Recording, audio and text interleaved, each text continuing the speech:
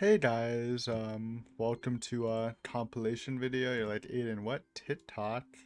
You have a TikTok? I made like a passing comment on one of my Hairline April reaction videos. I mentioned that I was trying out TikTok, just posting some like 2-minute movie reactions, and I'm just doing it, just seeing how it is. It's been fine. It kind of matches my style anyway, since well, I do have like opinions and stuff. My reviews are usually just on the nose, so I thought it might be a good place to um try to like make videos for movie stuff. So I decided also like why not just bring it to YouTube for people who don't use TikTok, which is like probably most of the subscribers. So I didn't really use TikTok, but um yeah, just trying a different change of pace. So this is kind of like the replacement for stuff I watched, which was also just informal reviews, though that was just, kind of a longer format. This time I'm just gonna take like a group of 5 TikToks and just make a compilation, just edit them into one. And I'll do that every once in a while. So yeah, enjoy. I think the lineup's pretty good. Not that I have like a lot of selection. I'm just doing like the first 5 I have. So that's Northman, the new Batman movie, 12 Angry Men, um Rashomon, and Curse Curse of Aurora. So four pretty well known and pretty great movies, and Curse of Aurora. So yeah. Anyways, enjoy. Hopefully you like it, and if you're new here and just came for some movie reactions, feel free to subscribe. I do have some other ones on the channel, some older ones, and I'm gonna be uploading some more of these TikTok compilations in the future. But yeah, have fun. Hey, so I recently watched The Northman, the movie by Robert Eggers, 2022, and I thought I would share my thoughts as a fellow northern man. um, yeah, I mean, I thought it was a pretty great movie. I am a fan of his other works, so I was expecting it to be good, and not to my surprise, it was very good. Thought the direction was great. Thought the sets, well, wherever he filmed it at was great, and the sets too. The actors were very, they felt like they belonged in the air. They worked very well in the movie. I was also very interested in the rituals and I guess the Viking culture they showed. As someone who doesn't really know much about it, it was pretty interesting to me. The gore was fun.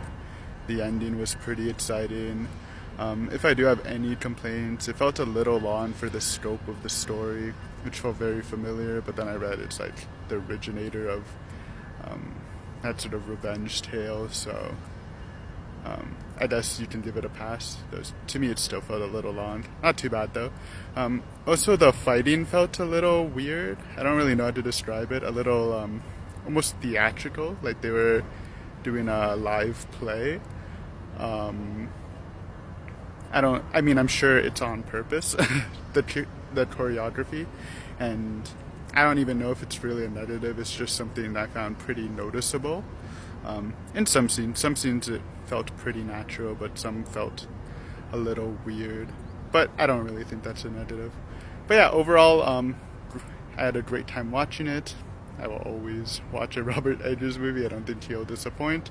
Kind of sad it bombed at the box office, but something like an art house fantasy movie usually won't do that well, though it's definitely up my alley.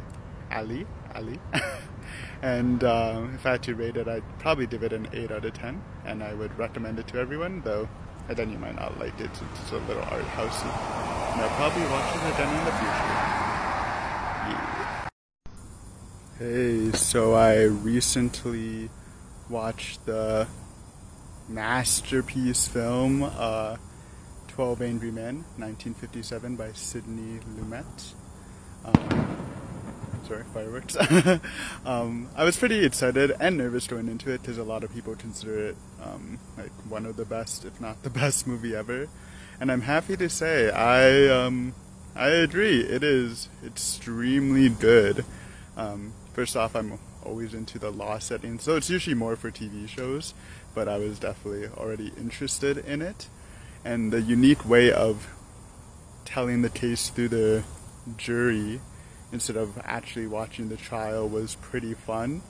It's obviously supported by the excellent acting from the cast and the dialogue choices. And as the movie goes on, you learn more about the case and the characters. Each character was pretty interesting, some more than others, but each added some points and elements to the trial based on their personal experiences, which again helped develop their characters. It was an hour and 30 minutes, and I was loving every second of it. It's intriguing, not a dull moment, and it's amazing that it was all shot in one room. Like, I mean, there are a couple movies that do that nowadays. I'm sure this is probably one of the first, but man, I was loving every second of it. So I'm usually a little hesitant to give a movie this high a rating on my first watch, but I think I can have some leeway since, again, this is considered one of the best movies of all time. So I'm gonna give it a 10 out of 10. A must-watch experience. It is in black and white, but if you haven't watched black and white yet, or you have a problem with it, I think it's worth taking a chance because it's just a masterpiece, and I would recommend it to everyone. Thanks for listening. So I recently just saw The Batman by Michael Reeves, 2022, and it was pretty awesome. I'm not the biggest superhero movie watcher, but I usually do go out of my way to watch the Batman movies. I guess I'm just a fan of that specific hero, and this was definitely matching up to the hype. The most notable thing is how it is presented. It's more of a detective story. Now, all the old Batman movies definitely had some detective elements to it, but this was, it played into it hard as its main point, and it was definitely very fun to follow and watch along, see how the mystery unravels.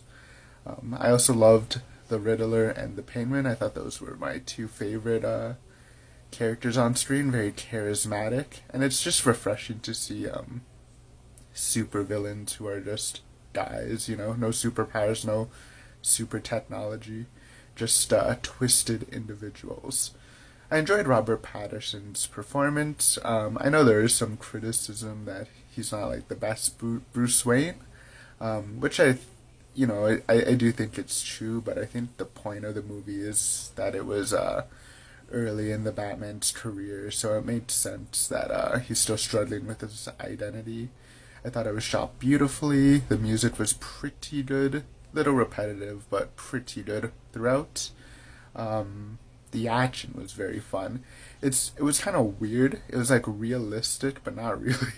It's still crazy superhero stuff, but I think the fact that he just got hit a lot and shot a lot made it seem more realistic than it really was. So it was good. If I had to give one criticism, the 3-hour time limit, I did get a little tired in the final hour, which is natural for such a long movie. I think most movies struggle with such a long time limit, but overall, still a very enjoyable experience, and I hope they continue on with this contingency. And I think there can be development with Bruce Wayne's character if they do. And I will give this movie a 7.5 out of 10. Very enjoyable, and I would recommend it to everyone. Thanks for listening. So I recently watched the 1950s Japanese classic Rashomon by Kurosawa, one of the most famous prolific Japanese directors.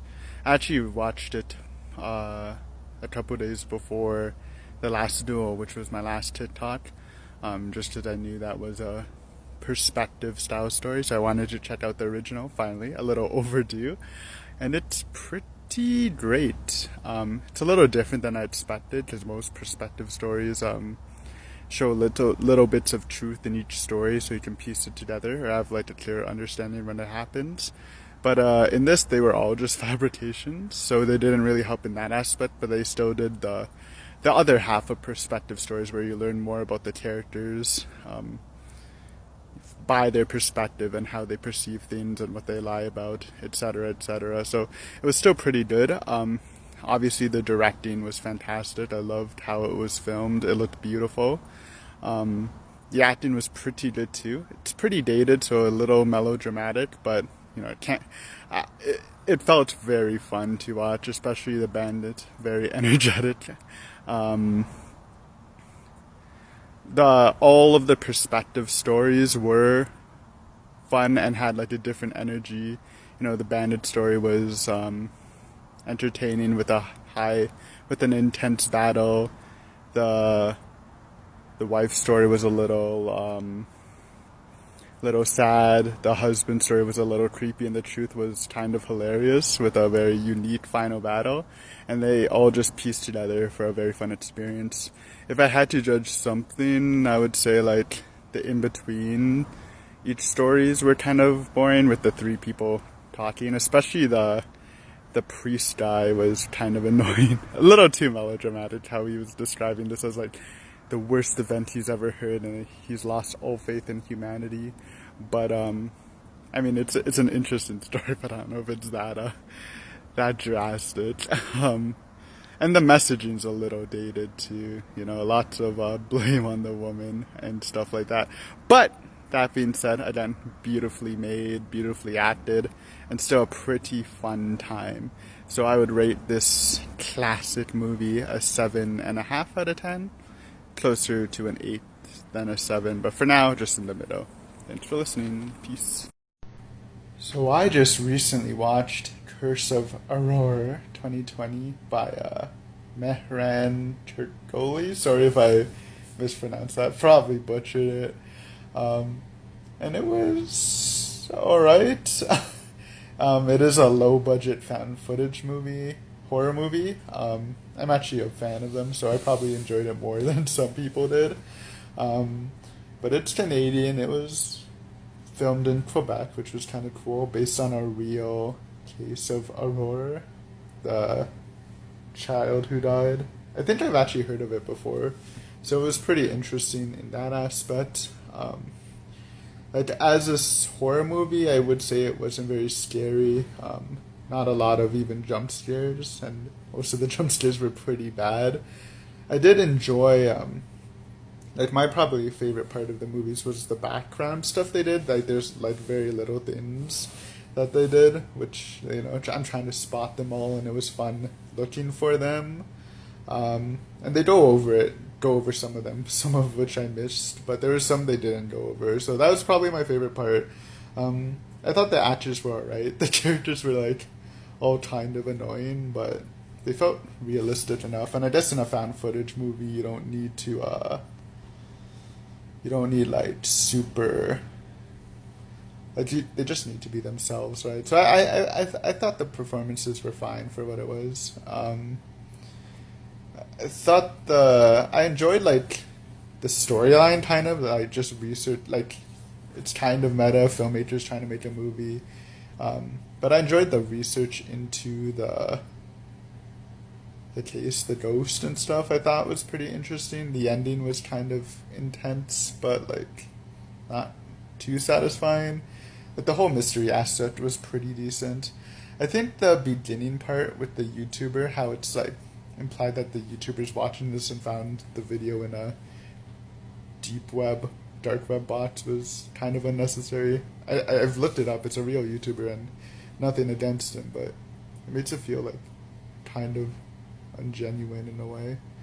like it makes it feel like the video's fake, because usually those videos on YouTube are fake. I don't know if they're going for that or if it was just for advertising, getting a big name YouTuber, but I thought they could have done without it.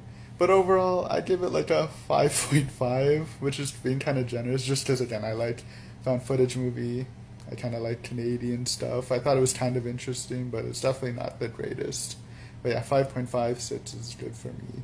I would kind of recommend it, but if you don't like found footage, you might like just hate it. So yeah,